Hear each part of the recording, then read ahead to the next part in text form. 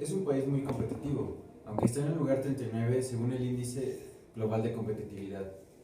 Está arriba de países como Perú y Colombia, pero aún así está muy lejos de llegar a los primeros lugares que están en Estados Unidos, Canadá, Alemania, etc. Esto según el Instituto de Desarrollo de Gestión de Suiza. Además, México no puede lograr ser muy competitivo debido al bajo índice de desarrollo humano que experimenta en diferentes estados. También la competitividad tiene mucho que ver con las inversiones extranjeras, lo cual México es algo que no ha dejado entrar al país. Actualmente México ha sufrido varios cambios en cuanto a su competitividad. Gracias a esto podemos ver que el índice de desarrollo humano es variado, depende de cada estado. Por eso la pregunta que vamos a contestar en este documental es cómo la competitividad estatal afecta a la sociedad mexicana. En México existe el multiculturalismo. Esto quiere decir que existen varias lenguas y varias culturas. Hasta principios del siglo XX se introdujo el asimilacionalismo, que significa que no hay balance entre las culturas. Por ejemplo, en Metepec existen diferentes grupos indígenas y estos se han convertido en un patrimonio que es característico del municipio y del estado.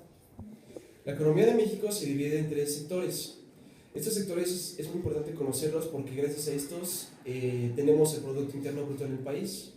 El primer sector es el sector primario, se basa en la pesca, en la ganadería y en la agricultura.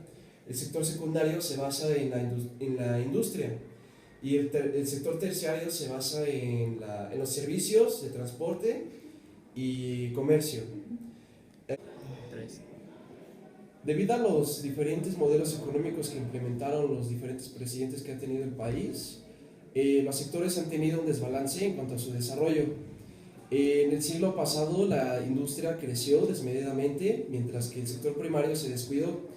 Por eso en la actualidad gana más una persona que se dedica a la industria que una persona que se dedica a la pesca o a la ganadería. Cuando nos preguntamos el porqué de los problemas y retos que estamos viviendo en nuestro país, nos debemos de enfocar a encontrar las causas de lo que pasa y no en sus consecuencias.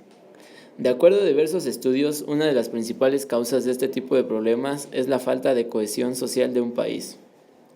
Un pueblo que tiene una baja cohesión social limita su capacidad de crecimiento, puede generar sentimientos de injusticia, violencia y conflictos, así como los problemas de gobernabilidad, todo lo cual fomenta inestabilidad, falta de rumbo y ausencia de desarrollo. Una comunidad con un alto grado de cohesión social cuenta con los elementos necesarios para su crecimiento.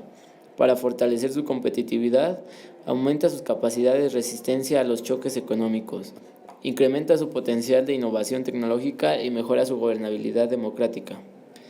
El primer pilar de la cohesión social es la educación, entendiéndola no solo con el número de alumnos inscritos en el sistema, sino con la calidad de esa educación, ya que ésta aporta las herramientas para la competitividad de la sociedad.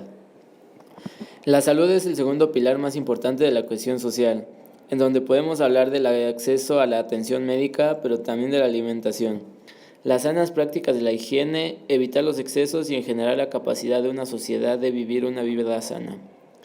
Un importante mecanismo de integración social en nuestras sociedades es el empleo. El tercer pilar, ya que no solo genera acceso a los recursos, además de las condiciones dignas de trabajo, favorecen las redes de referencia y a la protección social. La empleabilidad en los últimos años ha sido afectada debido a la desigualdad social. La desigualdad social ha tenido un cambio muy radical en esta última época. Las personas que tienen demasiados recursos cada vez tienen más y las personas con menos recursos cada vez son más pobres. No todos los recursos son necesarios, pero los básicos no los pueden cubrir las personas que no tienen recursos y la sociedad media también sufre este cambio. La desigualdad social se ha generado por los diferentes modelos económicos que han implementado desde hace varios años los presidentes de México. Esto inicia con el modelo económico hacia adentro. La primera etapa es la de inflación, que arranca con Manuel Ávila Camacho, pasa por Miguel Alemán y termina en Adolfo Ruiz Cortines.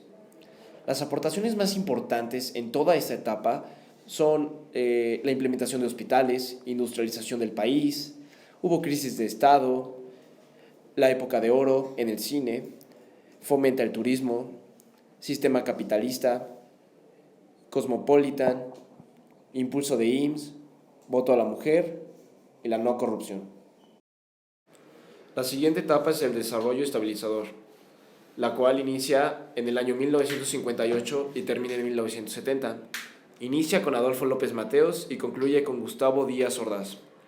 Las principales acciones que se realizaron en esta etapa fue la fundación del Patronato del Ahorro Nacional, el Programa de Bienestar Social Rural y el aumento de la producción petrolera. Además, se mejoraron las empresas generadoras de energía eléctrica, creció la economía de sectores automotrices, etc. La tercera y última etapa fue la etapa de crisis y agotamiento. Inició en el año 1970 y concluyó en 1982. Inició con Luis Echeverría Álvarez y finalizó con José López Portillo.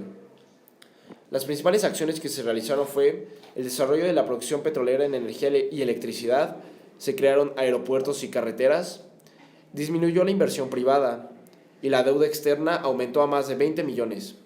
Además, se impulsó un plan Alianza para Producción, se encontraron yacimientos de petróleo que reactivó la economía y se convirtió en el primer exportador de petróleo crudo. Además del Tratado de Libre Comercio, México está dentro de diferentes organismos internacionales en temas económicos y sociales como la ONU. A esto se le llama política exterior, cuya principal función es salvaguardar la soberanía nacional. Además, México cuenta con políticas públicas para tratar de crear un espacio donde los funcionarios abran espacios para la participación ciudadana y crear organizaciones ciudadanas responsables para la evaluación y construcción de políticas públicas.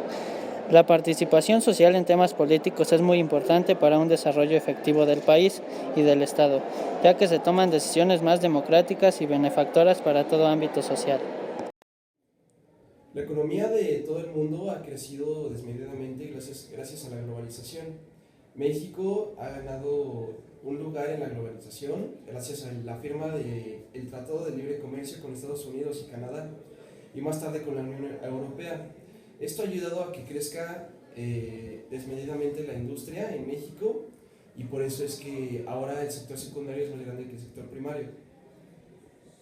Dentro de los cambios más importantes que ha tenido México ante la globalización ha sido la caída del socialismo y la expansión del capitalismo. Estos cambios solo fueron posibles gracias a la revolución tecnológica, ya que generó una nueva base material para el mundo.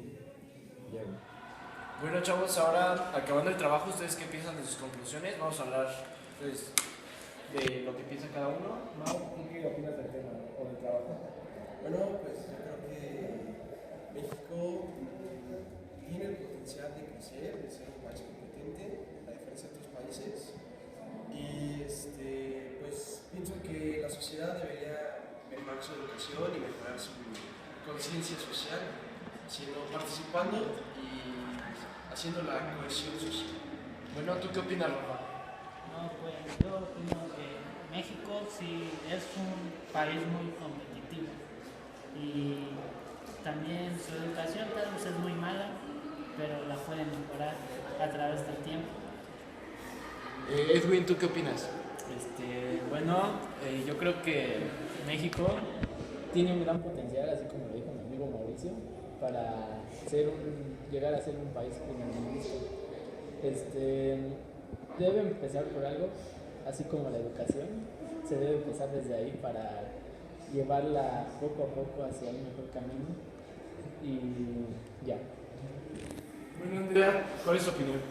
Bueno, pues yo creo que es importante que conozcamos sobre todos estos temas, ya que, como mencionaba Mau, es importante que la gente tenga conciencia en México de lo que está pasando en la economía, política y todos esos temas. Luis, ¿tu opinión? Bueno, creo que el país sí es muy competitivo, solo falta explotar lo que son los jóvenes, porque es el futuro del país. Nosotros somos el futuro del país. Necesitamos ser competentes para que México logre alcanzar un lugar muy alto alrededor de los países como Estados Unidos, Canadá, Alemania, etc. Bueno, yo pienso que el mexicano necesita conciencia de todo lo que hace. Debemos siempre tener un equilibrio en nuestra sociedad como personas, porque en México la desigualdad es suprema, es muy visible y las cosas se manejan de forma muy incorrecta. Así que yo creo que debe haber un cambio radical, pero debe haber un líder radical para que eso suceda. Gracias.